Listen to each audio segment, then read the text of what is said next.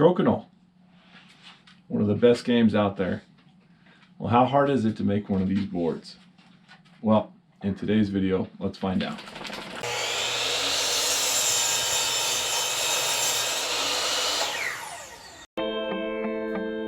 So the majority of our materials consists of an 1/8 inch vinyl 4x8 sheet and 2 1/2 inch MDF sheets. That's going to give us enough materials to make 3 of these Crokinole boards. Started off by marking out the separation of the 3 different boards so that those could be cut out with a track saw.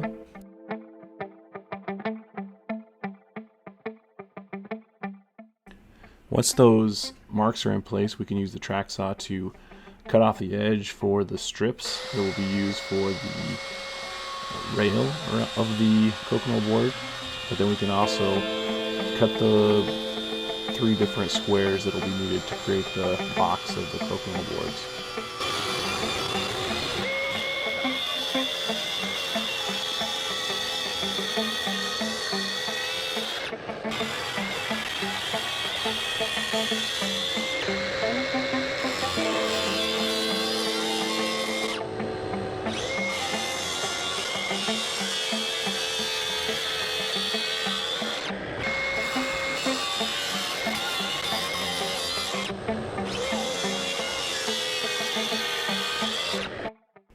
At this point, we can use a straight edge from corner to corner in both directions to find the center of our box.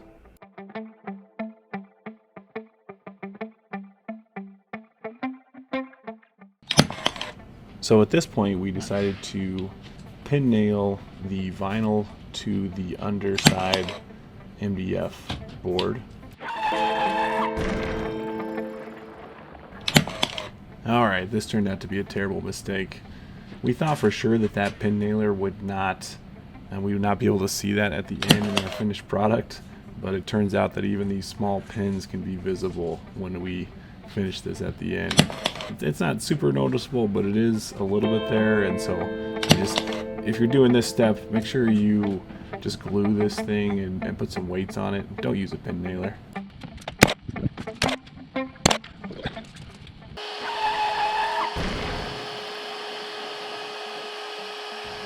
Alright, mistake number 2 already. These are adding up pretty quickly.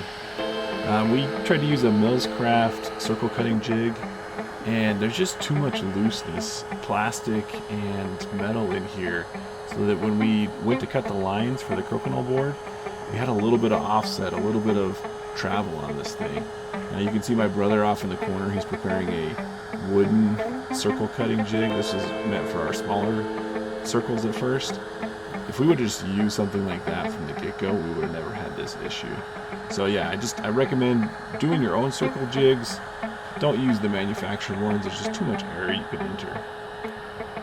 So yeah, what we're doing here is we're cutting in our circles. We basically made it so that it's exactly a 1/16 inch line, and then we are cutting in, so first our middle circle actually, and then we'll do our outer circle, and we'll do our inner circle, and then eventually we'll cut the whole thing out. It will be the playing surface.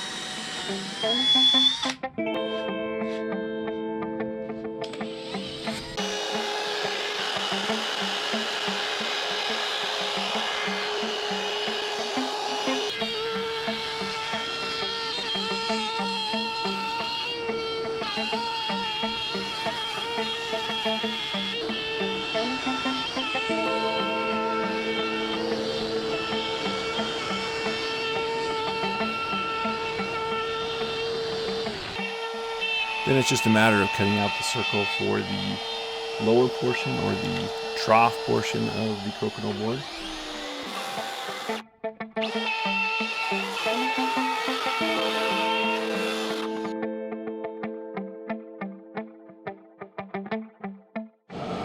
So what we're doing here is we're cutting these strips that will be the edge of the board, the outer ring that keeps this in when you're playing.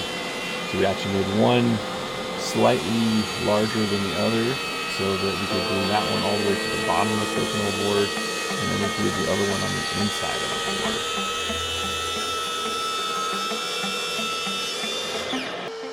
Right here we're cutting in the straight lines that differentiate the 4 quarters of the board.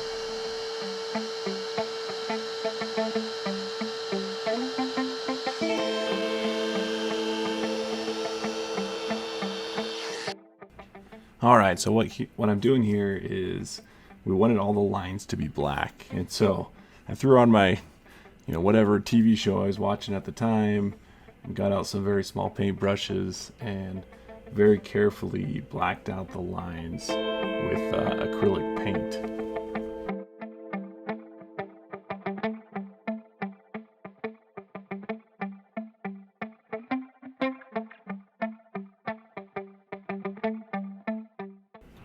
So at this point, I had blacked out the lines and also had painted some of the under trough portions of the Crokinole board. So at this point in time, I was starting to finish the boards. I started to use polyurethane.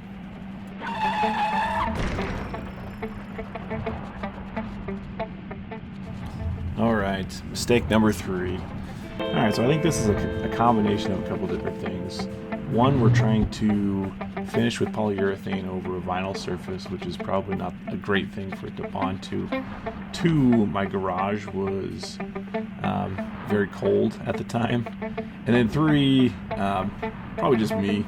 I'm just not a great applier of polyurethane. And so all of those things combined led to flaking and all sorts of issues, surface issues, that if you are going to route in your lines, I would highly recommend not using polyurethane, at least not on a vinyl surface.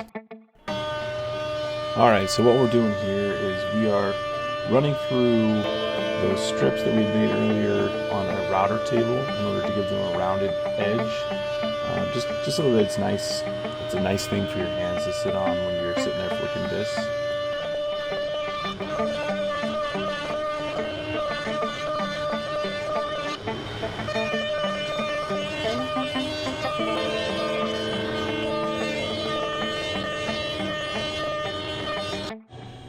Alright, quick cuts on the miter saw, and we're ready to cut those pieces and glue them up to the base in order to create our rails.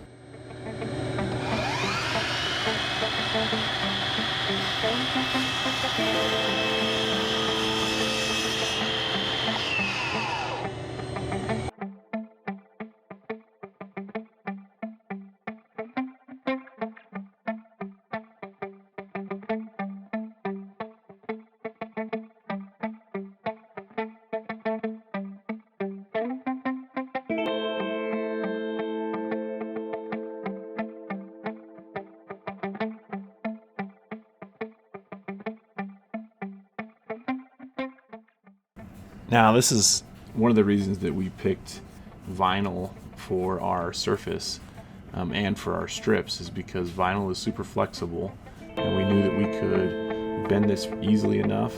And we just didn't have the tools in order to, steam bend some wood or anything like that, like they do on the professional boards.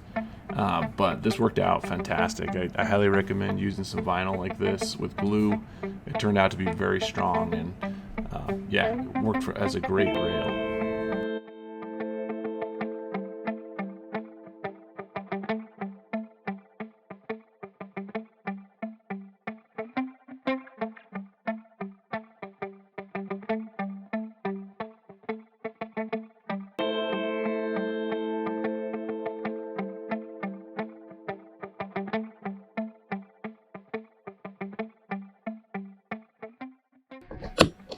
So what we're doing here is we're using a peg template that I found online. I'll leave the link in the description below where this is located at, but this peg template showed us exactly where we should have each one of our poles for the Crokinole board.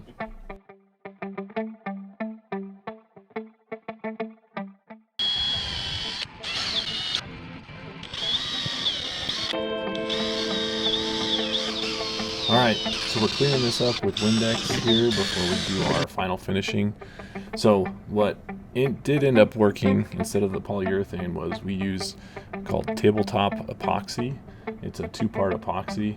It worked so well and honestly saved a project that was looking a little bit poor at the time. But I cannot highly recommend enough this two-part epoxy. It's a little bit expensive, but it's great stuff.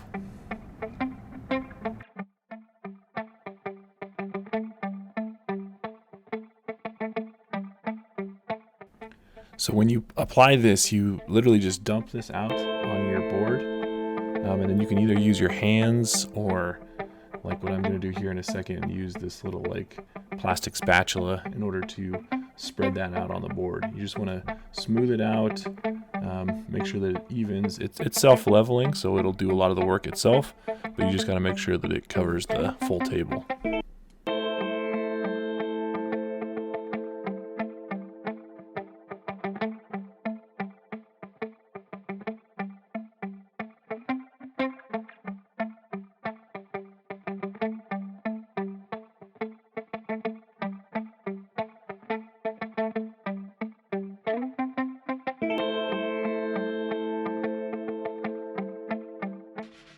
Alright, now we're re-drilling the holes for the bumpers. It's pretty easy to do this. The two-part epoxy just went right into the hole and kind of made a little dimple that you can just drill right into.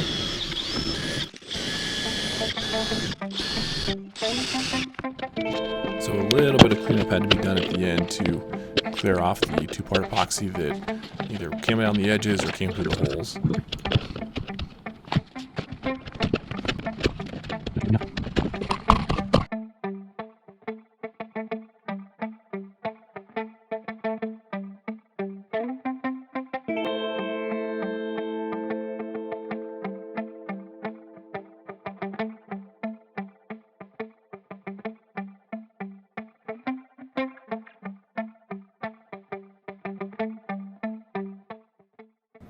And here's a quick look at our boards before we have glued them to the bottom portion and we have tapped that center hole. Alright, here we are drilling that center hole for the pucks to go in at the center of the Crokinole board. We are using a precision drill guide to make sure that it's exactly 90 degrees from the top surface.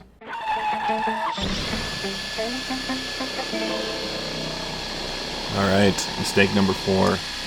So when we punched this hole, there was an air gap that seeped out in between the surface of the vinyl and the two-part epoxy. I think this has to do with using the two-part epoxy over the vinyl. I think what I'd do to stop this in the future is I would probably drill this hole before we had our two-part epoxy pour. Alright, last steps. We are lining up the center with the bottom portion, and we're going to go ahead and glue the table surface to the actual bottom trough surface.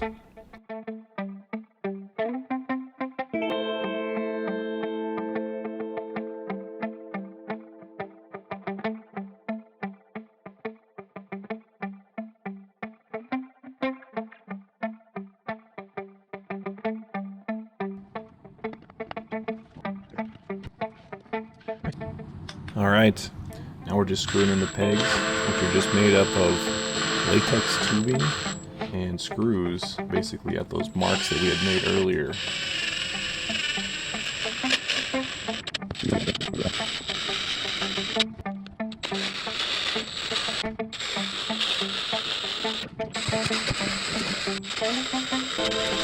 With the pegs in place, we went ahead and put some heavy weights on top in order to seal that glue between the table surface and the lower trough surface. With that, our Crokinole boards are done. Let's see what they look like.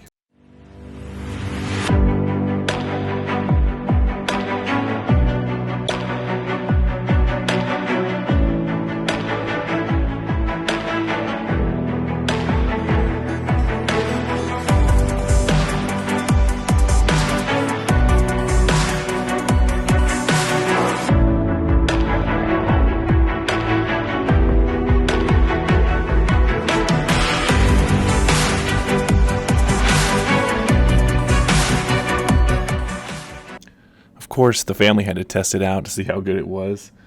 So we had a family tournament and people loved playing on it. Huge shout out to my brother-in-law Tanner and my sister-in-law Kinsey, who nailed hole-in-ones when I was recording this.